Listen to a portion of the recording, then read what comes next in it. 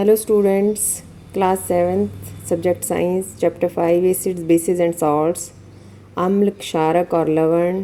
25 जून 2021 की असाइनमेंट या कार्यपत्रिका का फर्स्ट क्वेश्चन है, why do we feel a sensation of burning in our stomach after eating, over eating और टू मच स्पाइसी फूड। आवश्यकता से अधिक या मसालेदार भोजन खाने से पेट में जलन क्यों होती है? तो when we do overeating or eat too much food, hydrochloric acid is released in stomach to digest this food and we feel a sensation of burning in our stomach. तो जब हम बहुत अधिक या मसालेदार भोजन खाते हैं तो इस भोजन को पचाने के लिए हमारे आमाशय में हाइड्रोक्लोरिक एसिड अधिक मात्रा में रिलीज़ होता है और इसकी वजह से हमें पेट में जलन महसूस होती है।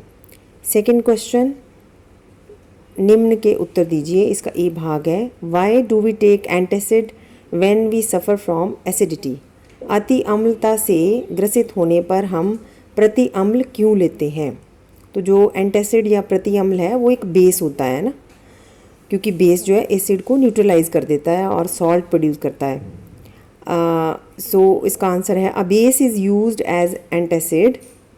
So when we take an antacid, it will neutralize the effect of excessive acid and we get relieved from acidity.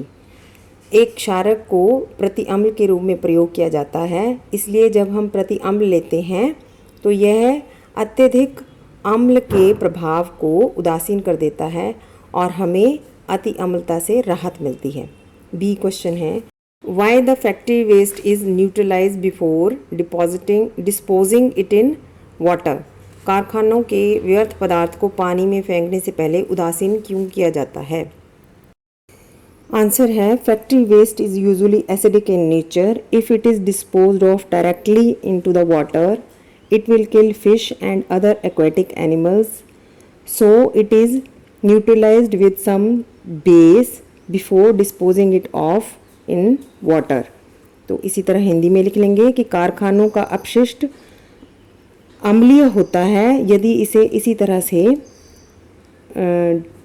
सीधे ही जलाशयों में बहा दिया जाए तो मछलियाँ और अन्य जलीय जीव नष्ट हो सकते हैं, इसलिए इसे विसर्जित करने से पहले किसी क्षार के साथ मिलाकर उदासीन कर लिया जाता है. Next question is, what will happen if the soil is too much acidic. मिट्टी में अम्ल की अधिकता होने पर क्या होगा? If the soil is too much acidic, the growth of plants will not be good.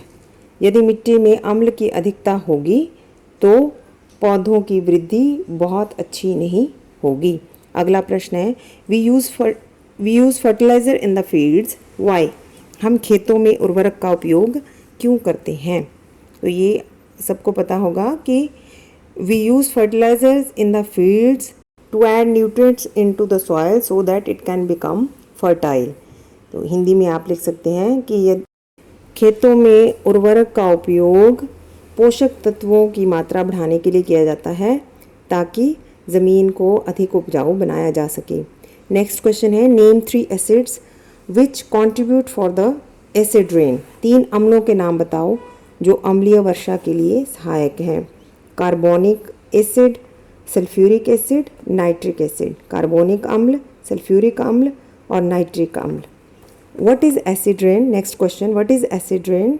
Right it's 3 harmful effects. अम्लीय वर्षा क्या है? इसके 3 दुष्प्रभाव लिखो.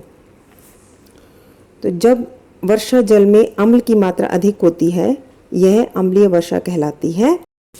तो इसके अम्लीय वर्षा के दुष्प्रभाव, पहला, यह जलीय जीवों को नष्ट कर देती है और यह वनों पर दुष्प्रभाव डालती है.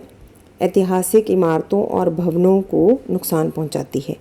इसी तरह आप इंग्लिश में लिख सकते हैं, when there is excess of acid in rain water it is called acid rain. The harmful effects of acid rain, first one is it can kill aquatic animals like fish. It can destroy our jungles. Or third one is it has bad impact on our historical buildings. तो इस तरह से हमारी worksheet complete हो गई।